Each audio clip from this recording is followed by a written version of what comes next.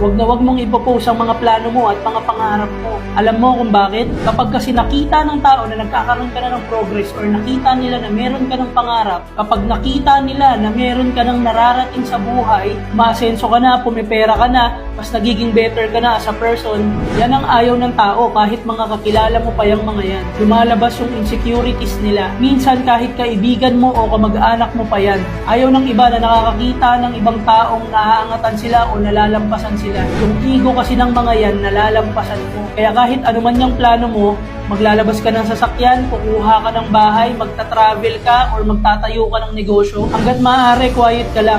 Kung kaya, wag mo na i-post. Kasi mas maganda na walang energy na pumipigil sa mga pangarap mo at sa mga plano mo. Lalo na kung walang ibang tao na bumubulong sa universe na wag ka sanang magtagumpay. Hayaan mo, kapag results naman na at ang success mo naman na ang pinost mo, babait na yung mga yan, maniwala ka sa akin.